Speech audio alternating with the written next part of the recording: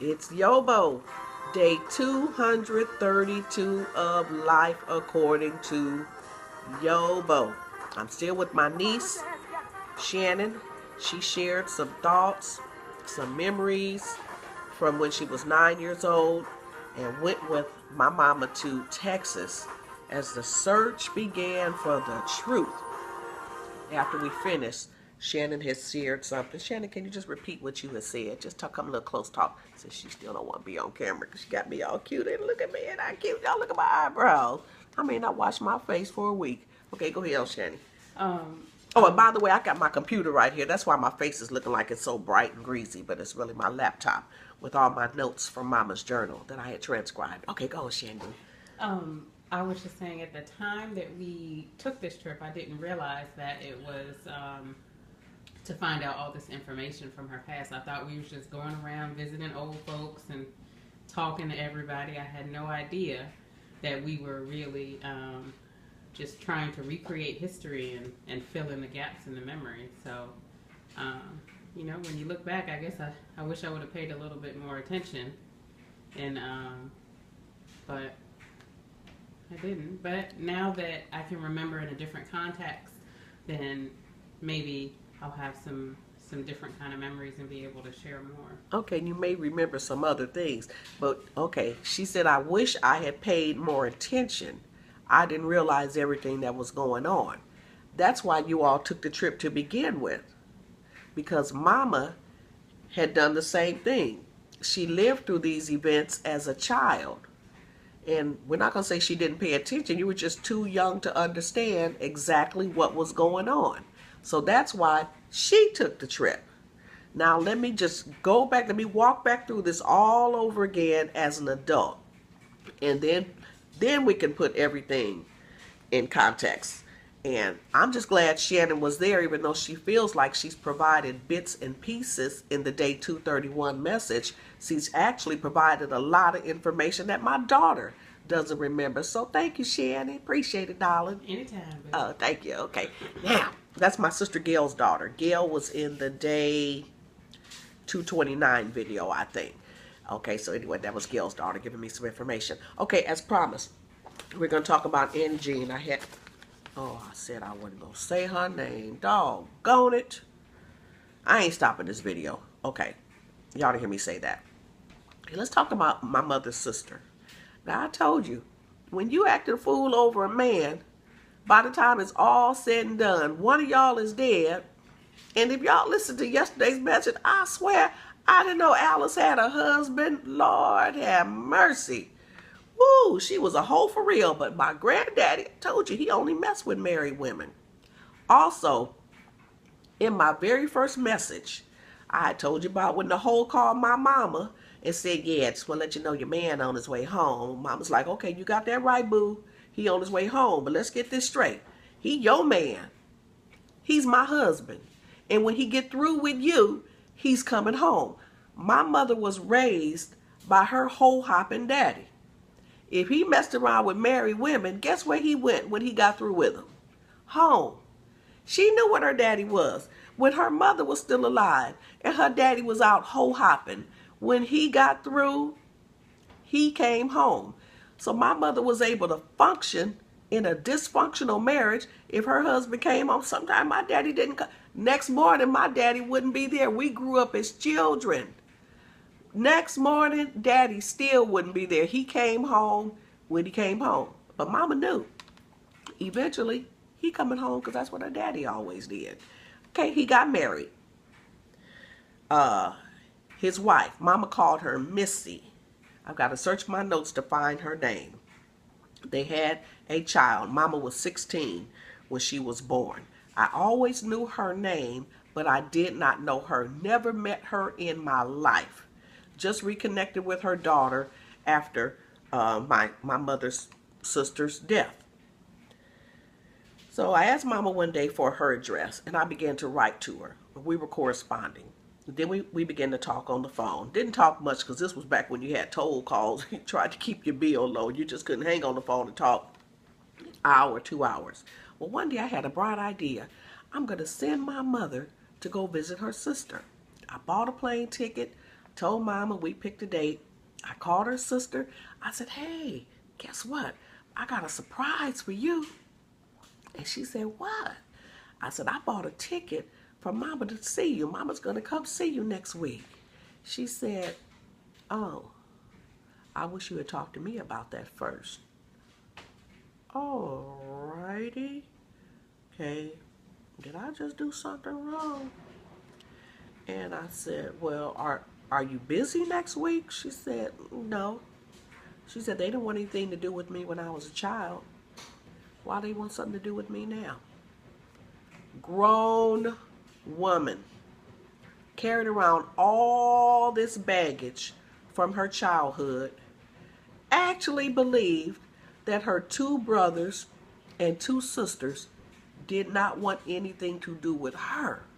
And she had no idea. It wasn't her, Shannon. It was their daddy that they didn't want to be bothered with. She was living with their daddy. They had nothing to do with their daddy. They couldn't tell her this because Grandma Luna said, don't talk about it. So at the time, this woman was probably 50, 60 years old, something like that. And she has felt all her life that they did not want anything to do with her. And after that, when I would try to talk to her, I could tell now that she was bitter. Once I mentioned Mama coming, then the bitterness began to come out. She was bitter. She was angry. She did not understand. We're going back again to the stupid stuff you do. Look at my grandmother. She's dead. She got 4 crazy kids. Now you got this child that your husband had by his new wife, and she crazy too. All because of something stupid you did. My last communication with my mother's sister was in about 2004. She called me. Angry. Angry ain't the word. She happened to talk to a cousin who told her, and just in conversation, she asked, have you heard from Jewel or Maxon or WM? I think Mama was, yeah, this is like 2003.